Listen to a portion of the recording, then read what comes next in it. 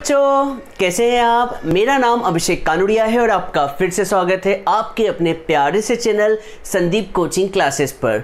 बच्चों आज हम स्टार्ट करने जा रहे हैं एक नया चैप्टर, मैथ्स का चैप्टर नंबर 5, जिसका नाम है अरिथमेटिक प्रोग्रेशन।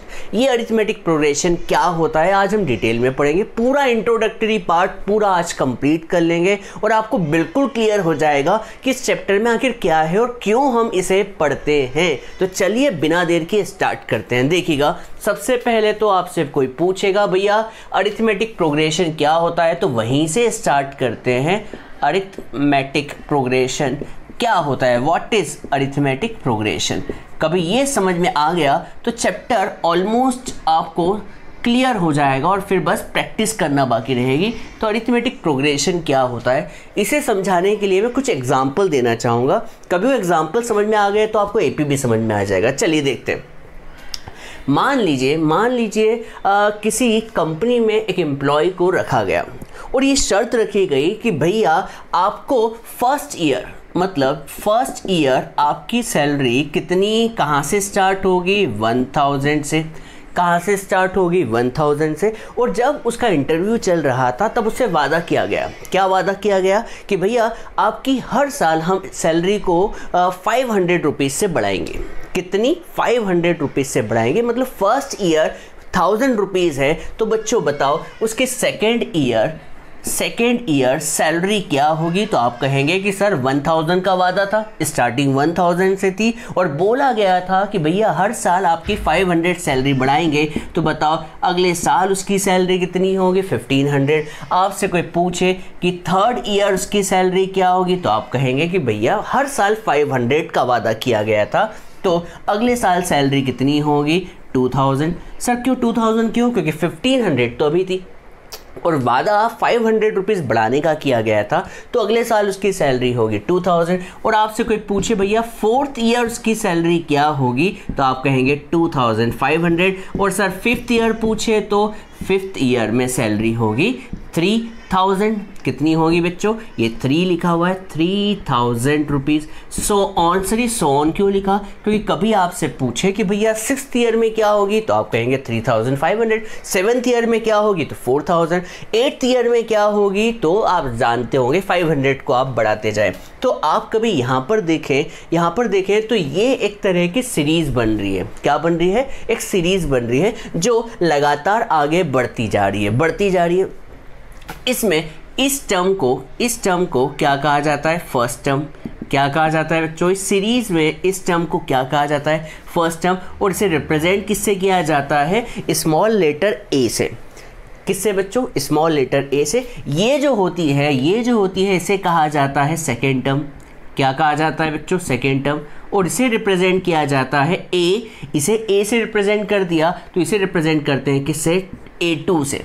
किससे बच्चों, A2 से। सर इसे A1 लिखें, नहीं लिखने की ज़रूरत नहीं, क्योंकि ये A1 का मतलब या A लिखने का मतलब सेम मतलब रहेगा। ठीक है, तो ये A2 हो गया। इस टर्म को हम कहते हैं, क्या कहते हैं बच्चों, थर्ड टर्म।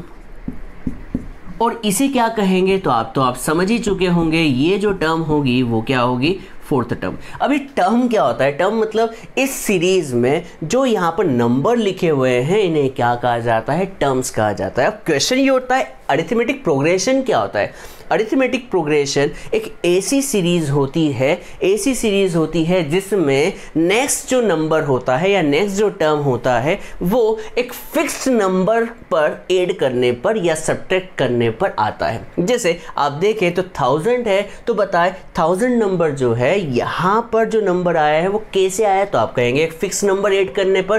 क्या आप उस फिक्स नंबर के बारे में बता सकते हैं, हाँ सर यहाँ पर जो फिक्स नंबर ऐड किया गया है वो है 500। अब आप देखें यहाँ पर कभी मैं आगे बात करूँ तो इस नंबर में कितना फिक्स नंबर ऐड किया होगा कि 2000 आए, तो आप कहेंगे सर फिर से ऐड किया गया कितना, 500।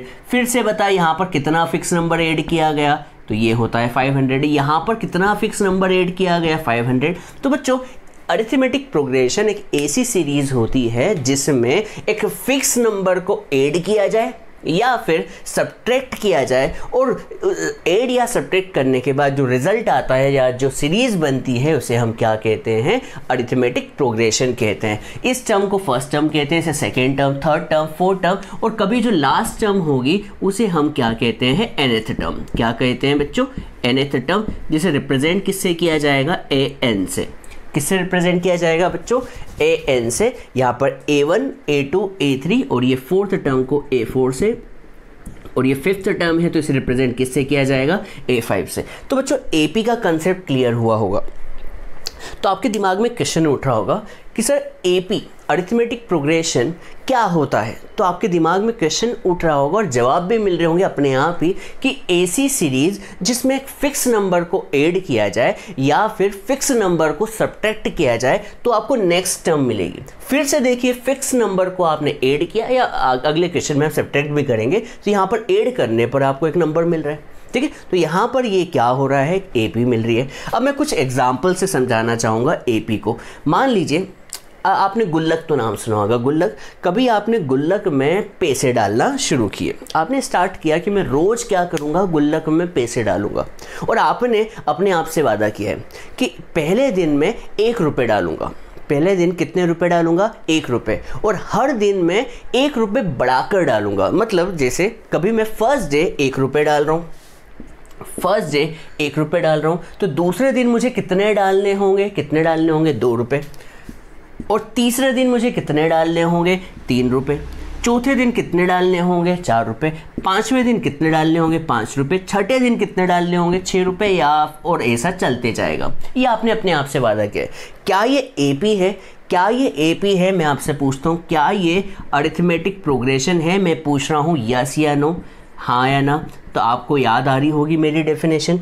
अरिथमेटिक प्रोग्रेशन एक ऐसी सीरीज़ होती है, ऐसी सीरीज़ होती है जिसमें जो नेक्स्ट टर्म आती है, ये फर्स्ट टर्म है, और जो नेक्स्ट टर्म जो आती है वो प्रीवियस नंबर में या फिर प्रीसीडिंग नंबर में, पुराने नंबर में एक फिक्स नंबर पर ऐड करने पर या सब्ट्रैक्ट करने पे आती है। तो आप बताएं यहाँ पर फिक्स नंबर कितना ऐड हुआ है, तो आप कहेंगे फिक्स नंबर यहाँ पर 1 ऐड हुआ है। इसमें फिक्स नंबर कितना ऐड हुआ है, तो आप कहेंगे 1 हुआ है। इसमें फिक्स नंबर कितना ऐड हुआ है, तो 1 हुआ है। इसमें फिक्स नंबर कितना ऐड हुआ है, 1 1 1 1। तो यहाँ पर एक फिक्स नंबर ऐड किया गया है, इसी को हम कहते हैं, क्या कहते हैं, AP। इसका मतलब ये AP है, ठीक है, ये AP है, yes it is a AP। अब मैं AP के और एग्जाम्पल लिखता हूँ। अब आप बताएं क्या ये AP है, तो 5, 10, 15, 20, 25, 30 एंड सो ऑन। अब आपसे पूछता हूँ कि ये AP है या नहीं, तो आप कहेंगे AP है या नहीं किस पे डिपेंड करता है कि क्या फिक्स नंबर ऐड हो रहा है या सब्ट्रैक्ट हो रहा है। तो आप देखें यहाँ पर 5 है और यहाँ पे 10 है, तो बताए 5 में कितना फिक्स नंबर ऐड हुआ होगा, 5। अब बताए 10 में कितना फिक्स नंबर ऐड हुआ होगा, तो आप कहेंगे 5। अब आप बताए इसमें कितना फिक्स नंबर ऐड हुआ होगा, 5। यहाँ पर कितना फिक्स नंबर ऐड हुआ होगा, 5। यहाँ पर कितना फिक्स नंबर ऐड हुआ होगा, 5। क्या ये AP है, क्या ये AP है, तो आप कहेंगे yes it is an AP क्यों, क्योंकि फिक्स नंबर ऐड हो रहा है। और एग्जांपल देते जाता हूँ, मज़ा आएगा आपको। तो एक नंबर लेता हूँ मैं, 100, 90, 80, 70, 60, 50 एंड सो ऑन का मतलब ये आगे भी चल रहा है। अब आपसे पूछा है क्या ये AP है, तो आप बताएं यहाँ पर ये AP फॉर्म कर रहा है या नहीं कर रहा है, तो आप बताएं यहाँ पर 100 था फर्स्ट टर्म और सेकेंड टर्म आ गई 90, तो आप बताएं फर्स्ट टर्म में कुछ ऐड किया गया होगा या सब्ट्रैक्ट किया होगा, तो आप कहेंगे सर 100 था तो इसमें कुछ सब्ट्रैक्ट किया होगा। कितना सब्ट्रैक्ट किया गया होगा, -10, ठीक है। अब आप बताएं 90, यहाँ पर ये 90 टर्म है और उसकी नेक्स्ट टर्म क्या है 80, तो यहाँ पर कितना नंबर सब्ट्रैक्ट किया गया होगा, -10, यहाँ पर -10, यहाँ पर -10, यहाँ पर -10। इसका मतलब देखिए यहाँ पर एक फिक्स्ड नंबर क्या किया गया है, फिक्स्ड नंबर जो है वो सब्ट्रैक्ट किया गया है। तो फिक्स नंबर कभी सब्ट्रैक्ट या ऐड किया जाए तो ये क्या कहलाती है, AP कहलाती है, ठीक है। तो ये भी क्या है, AP का एग्जाम्पल है। चलिए एक और एग्जाम्पल लेते हैं। अब हम बुक के एग्जाम्पल ले लेते हैं जिससे बुक भी क्लियर हो जाए। देखिए 0, -4, -8, -12, -16 सो ऑन। क्या ये AP की श्रेणी में आता है या नहीं आता है, मैं आपसे पूछना चाहता हूँ। ठीक है, जनता जवाब मांगती है। बताओ, आप बताएं क्या ये AP है? तो आप कहेंगे सर ये 0 है। अब आप कभी ध्यान से देखें तो 0 में ऐड किया गया है या सब्ट्रैक्ट किया गया है? तो आप कहेंगे सर 0 में तो सब्ट्रैक्ट किया गया है -4। अब बताएं -4 में क्या किया गया है? तो कि -8 आ जाए तो -4 फिर से सब्ट्रैक्ट, इसमें -4 सब्ट्रैक्ट, इसमें भी -4 सब्ट्रैक्ट। क्या ये AP है? Yes sir, it is an AP। ये क्या है बच्चों? AP बिल्कुल है। ठीक है, अब हम बुक के ही सारे एग्जाम्पल लेते हैं जिससे क्लियर हो। ठीक है, तो एग्जाम्पल जो है वो है 0.2, 0.22, 0.222, 0.4 × 2 एंड सो ऑन। अब मैं आपसे पूछता हूँ, जनता जवाब मांगती, क्या ये AP दिख रहा है या नहीं दिख रहा है? सोच के बोलो बच्चों। AP की डेफिनेशन ज़रूरी नहीं है, AP क्या होता है ये जानना बहुत ज़रूरी है। तो हम AP को जानने की कोशिश करते हैं। देखिए, अब आप बताएं 0.2 में कितना ऐड किया गया होगा कि 0.22 आ जाए? तो आप कहेंगे सर 0.2 में कितना ऐड किया गया होगा? तो आप कहेंगे 0.02। कितना बच्चों? 0.02। आप कैलकुलेशन करके देख ले, 0.2 में कितना ऐड किया गया होगा कि 0.22 आ जाए? तो 0.02। और आपसे कोई पूछे कि भैया 0.22 में कितना ऐड किया गया हो कि 0.222 आ जाए? तो मैं कहूँगा 0.002। और 0.222 में ये कितना ऐड किया गया होगा? तो 0.0002। अब आप बताएं क्या एक फिक्स नंबर ऐड किया गया है या सब्ट्रैक्ट किया गया है? तो आप कहेंगे सर यहाँ पर ये जो नंबर है ये अलग है, यहाँ पर ये नंबर अलग है, यहाँ पर ये नंबर अलग है। इसका मतलब ये AP फॉर्म नहीं कर रहा है। नहीं कर रहा है बच्चों, नहीं। यहाँ पर क्रॉस लगा दे, क्रॉस लगाने से शर्माए नहीं। ये AP फॉर्म नहीं कर रहा है, बिल्कुल भी नहीं कर रहा है। सोचने की भी कोशिश मत कीजिएगा, ये AP फॉर्म नहीं कर रहा है। ठीक है, तो AP क्यों फॉर्म नहीं कर रहा है? इसके पीछे रीज़न क्या है? इसके पीछे रीज़न ये है कि यहाँ पर जो नेक्स्ट टर्म मिल रही है वो नेक्स्ट टर्म प्रीवियस नंबर में कुछ फिक्स नंबर ऐड करने पर नहीं मिल रही है। यहाँ पे फिक्स नंबर नहीं है, यहाँ पर ये जो नंबर है वो चेंज होते जा रहा है, इसलिए AP फॉर्म नहीं कर रहा है। ठीक है, तो यहाँ पर मैं इसे रफ कर देता हूँ और एग्जाम्पल करवा रहा हूँ। एक्सरसाइज 4.1 के एग्जाम्पल। तो एक्सरसाइज 4.1 हमारी हो भी जाएगी इसी में, बातों ही बातों में। चलिए अब हम अगले एग्जाम्पल की तरफ चलते हैं। -1/2, -1/2, -1/2, -1/2, -1/2, -1/2 एंड सो ऑन।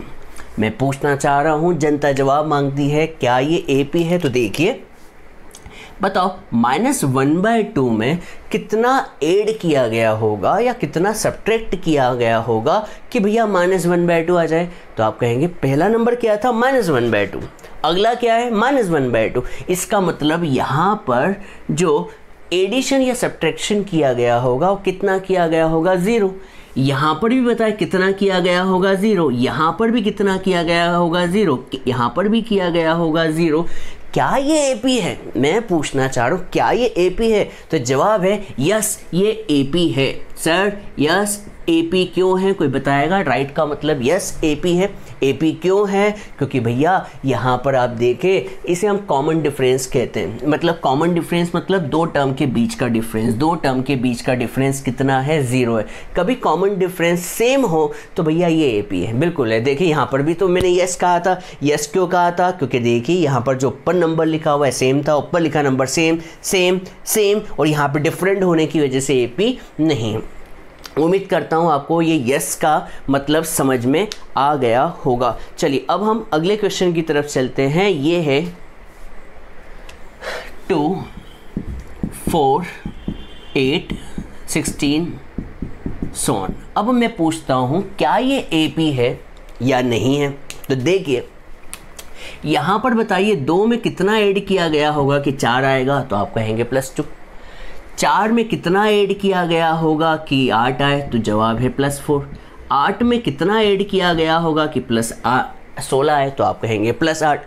इसका मतलब तो आप समझ गए होंगे कि भैया यहाँ पर देखिए, यहाँ पर इन दोनों टर्म के बीच का जो फिक्स नंबर है, इसे हम कॉमन डिफरेंस भी कहते हैं, ये फिक्स नंबर हर टर्म के बीच अलग अलग है। इसका मतलब ये एपी फॉर्म नहीं कर रहा है। तो एपी की शर्त समझ में आ गई, और एग्जाम्पल करते हैं, एपी की शर्त को और समझने की कोशिश करते हैं। तो बच्चों एपी के और एग्जाम्पल देखते हैं हम।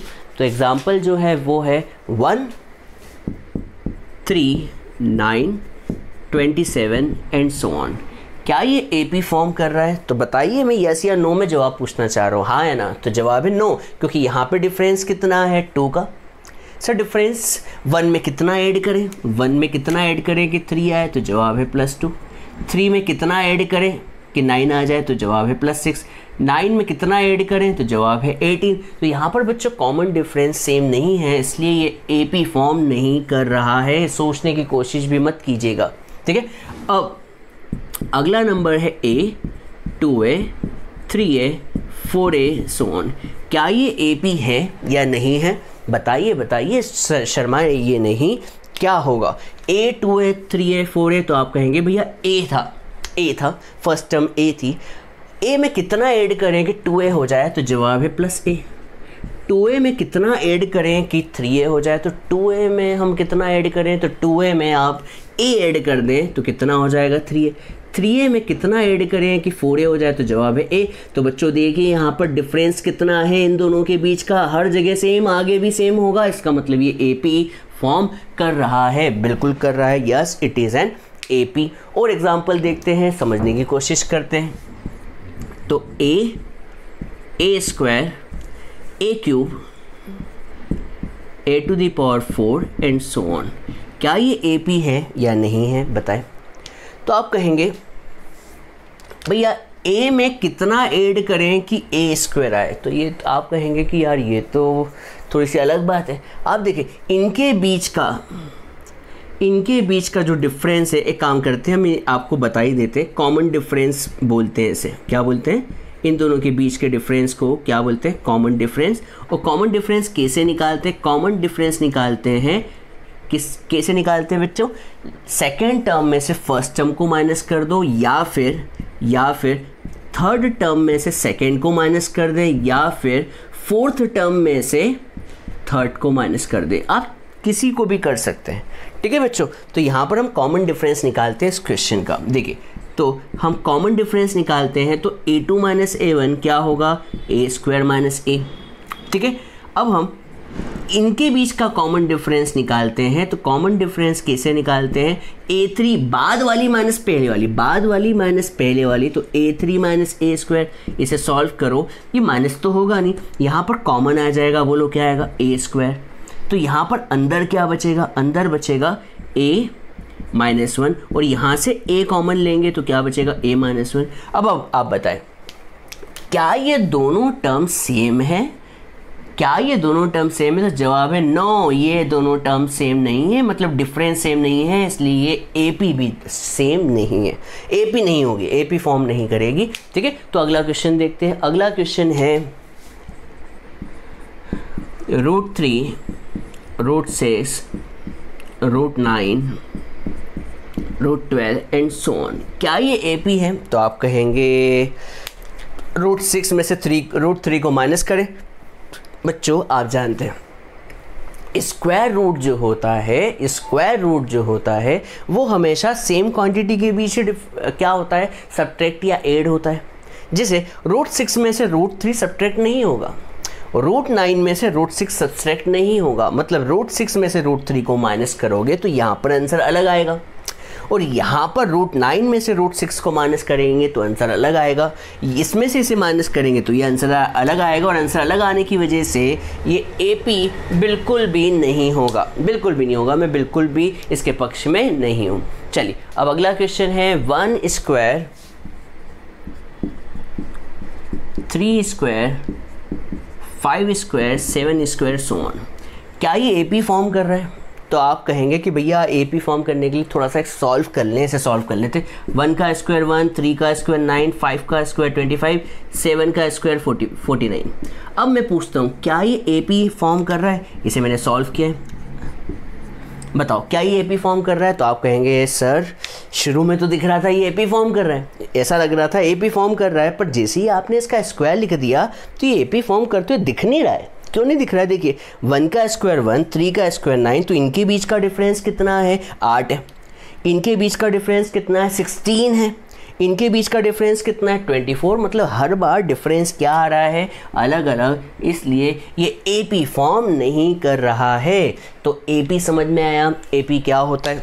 इसे और भी एग्जाम्पल है बुक में, वो आप कर लीजिएगा। तो आपको ये समझ में आना चाहिए कि एपी आखिर होता क्या है। तो एपी के इंट्रोडक्शन में आपको क्या सीखने को मिला?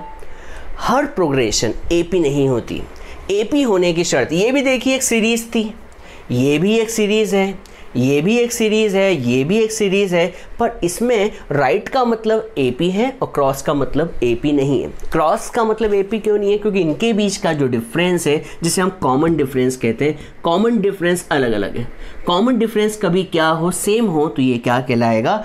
एपी कहलाएगा। ठीक है, तो आप इसे नोट डाउन कर ले। अब हम एक्सरसाइज 4.1 को कवर नहीं कर रहे हैं, हम एक्सरसाइज 4.2 पर चलते हैं डायरेक्ट। तो चलिए स्टार्ट करेंगे अगले लेक्चर में एक्सरसाइज 4.2। चलिए।